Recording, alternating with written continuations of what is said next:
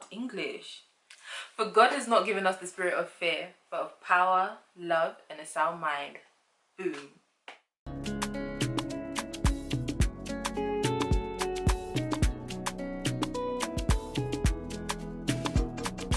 Hi guys, welcome back onto my channel. I hope you're doing well. If you're new here, please stick around, wait. Maybe you might just subscribe. For all my returning subscribers, thank you so much for supporting. I truly appreciate. And obviously my new subscribers, you're welcome to the fam, welcome to the tribe. You know, enjoy all the content that I have coming for you and enjoy this one too. Right guys, so as you can tell from the title of the video, I am calling upon you to help a sister out. So as many of you know, I moved to Ghana to do my master's at the University of Ghana. I was studying dance ethnography, but I have finished my studying and I'm currently writing my thesis. I had to take an extension year, which I've spoken about in a previous video, but you know, here we are, still doing the research. But my topic is basically the role of Afrobeats in promoting an African identity in Britain. So I really wanted to look deep into things that I have experienced, things that I've gone through, and obviously things that are happening now, and realized that it wasn't very cool to be African. It was not cool to be African at all. And I don't know, maybe some of you guys had friends that would lie and say they were Caribbean. Ironically, I didn't do that because I just knew that I couldn't get away with it. Yeah, it wasn't gonna happen. My mum, no, nowhere near Caribbean. It was very clear that we were African, so there was no need for me to lie about that. But I did have friends that felt uncomfortable, you know, with their hard names to pronounce, the way how Africans were perceived, that they didn't want to associate themselves with that. But obviously we have grown up into a time where Africa is now celebrated, and obviously there have been many things that have contributed to the celebration of Africa, but we cannot deny that Afrobeats has had a very high input in the celebration of Africa. So that's where I come in, and that's what I'm currently researching right now. So in chapter 1, I talk about my experience growing up in Britain, and this is where I need your help.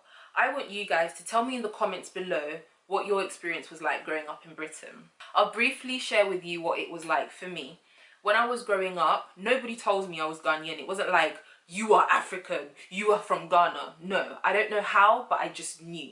I just knew that I was African. No one around me spoke any of my languages to me. So nobody spoke Shi to me, nobody spoke Fanti to me, nobody spoke Ga to me.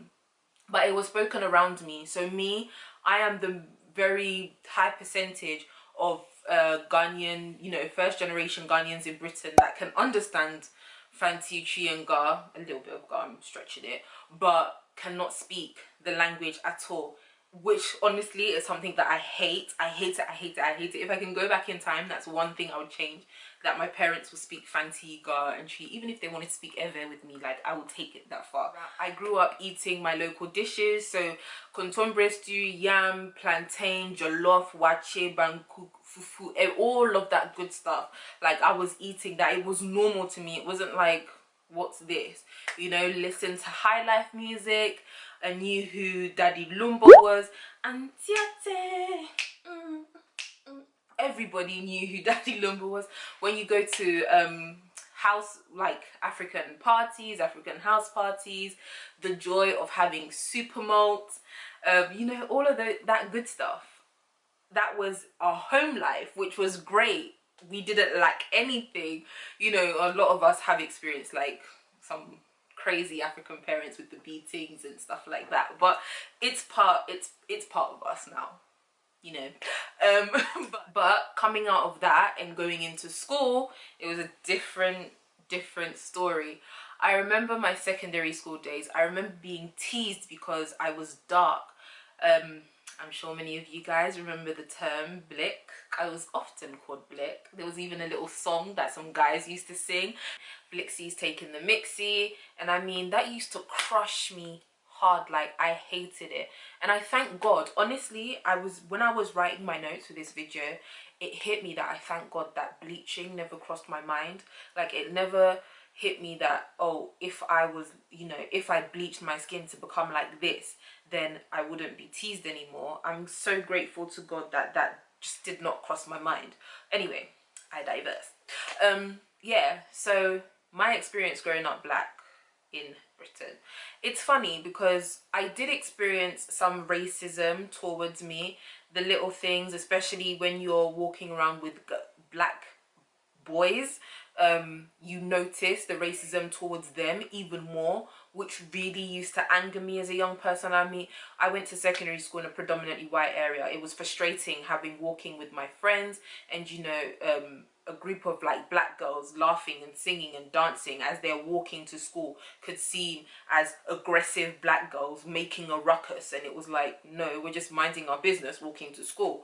Walking with a bunch of black boys, you're walking a bunch of intimidating black youth, you know, these kind of stigmas put on us, and it was very frustrating. Even going to school in a predominantly white area and being stereotyped to actually not really amount to anything and just, you know, settle for safe. These are the little things that growing up in Britain and growing up in the certain areas that I grew up in, you know, growing up black in Britain obviously had its ups and downs. Growing up African in Britain has its ups and downs.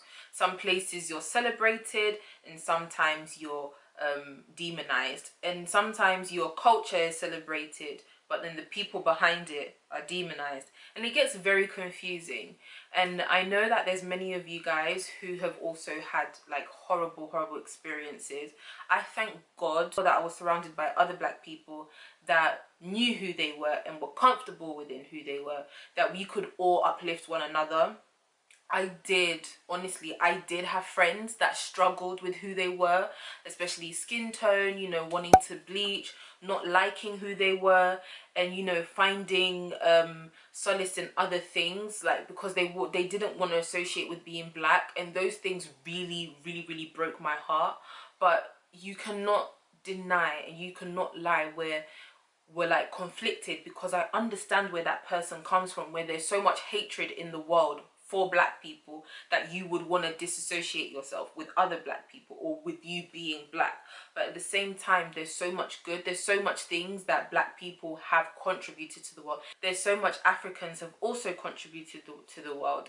And I think that by me sharing my story with you guys, and you guys, I hope and pray that you guys will share your story with me. I bet you any money that as I'm editing this, I'm gonna remember more stories and be like, damn, I should have said that.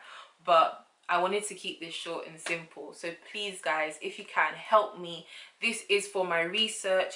If you can't be bothered to write like a whole long paragraph in the comments below, please find me on Instagram at @preciousHannah_ and just send me a voice note so that I can just hear your story. And if you don't mind, let me add it into my findings, into my research, just because I want to express how not just my story but many others like myself, and I don't want it to just be for Britain, because if I always joke and say if I do a PhD, I do want to continue this research onto a broader, like a much wider spectrum, so we'll see about that. But my point is, let me know if you're from America, if you've grown up in Asia black, if you've grown up in Antarctica black. I want to know everything. I want to know how it was for you, the ups and the downs, like what it was like when you were being demonized, but what it was like when you were being celebrated. I say celebrated. I also talk about a story in my introduction where my mum tells me that when I was going to nursery, my white nursery teachers used to call me Miss Ghana. They knew my mum was Ghanaian. They knew that obviously we were African, and my mum always used to dress me in colorful clothes, and sometimes I would have like a kente bow in my hair, or I would have some sort of ankara on me. So they always used to call me Miss Ghana because they saw that my mum would dress me up in these African things, and then when they see them, and I used to have this Jinyamin earrings and necklace, oh, like that was my thing. I loved Jinyame symbols. If I wasn't a scaredy cat, I would literally have tattoo of Jinyame all over me, which is crazy. So they used to ask, oh, what does that mean? What does that mean? So when they see a Dinka symbols, they will ask, oh, what does that mean? And they were so interested in learning about the culture and you know, traditions and dances and stuff. And I guess that's where also my love for dance, because I was doing ballet, and I remember my first time in Ghana, my mom was like, yep, we're getting you a teacher to teach you Adwa. I was performing Adwa wherever I went, wherever I go. I was so proud to perform it.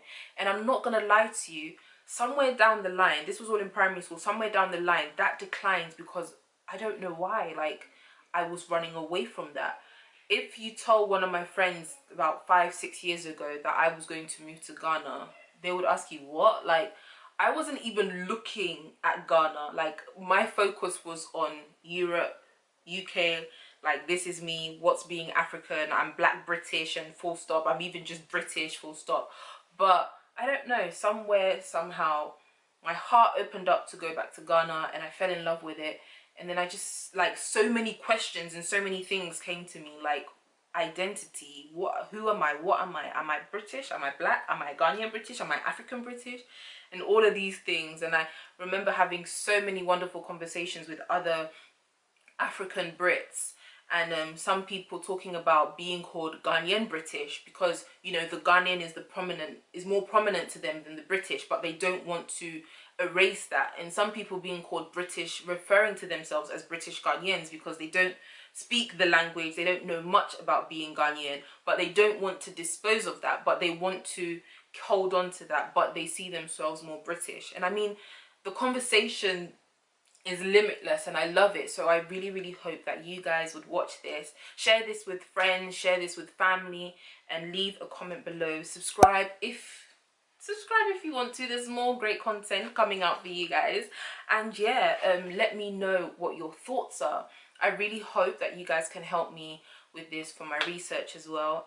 If any academics are out there watching and you have any books that could possibly help me, I would also really appreciate that too.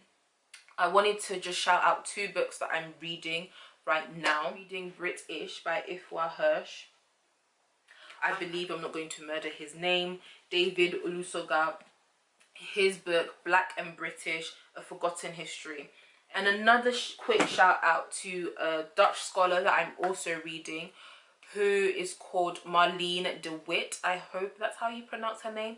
And she talks about blackness, Africanness, and has this term that I like, Afro-cool. And Afro-cool talks about, you know, being African and cool with the help of music and fashion. And I feel like that's where my research kind of falls into.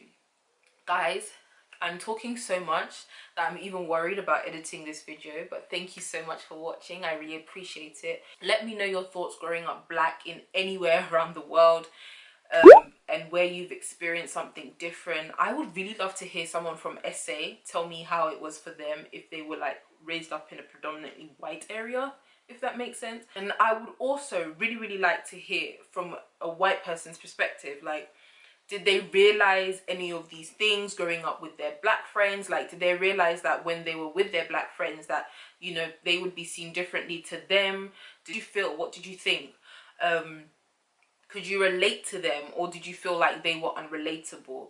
And if you are white and you don't quite understand why it's actually like this is a conversation to have, I'm just letting you know that some of us, many of us, did have struggles growing up being black in Britain, and it might not have been obvious to you because, well, we can hide stuff very well because we are strong. But yeah, we have to have these conversations just so that we know that we don't have to let our next generation go through the shame, like the stigma of being ashamed or something like that. And we want to rewrite the representation of Africa. Like, Africa is not starving kids, poverty stricken and all of that. We have so much more than what white media shows Africa is. So guys, I'm still babbling, you see, like I have so much to say. I hope I don't forget anything, because when I'm editing this I will probably punch myself. But thank you guys so much for watching. I love you very much. Have a wonderful day. Do look after yourself. Please tell a friend to watch this, and comment down below. Subscribe if you haven't already subscribed, and thank you for sticking around. Mwah. Bye.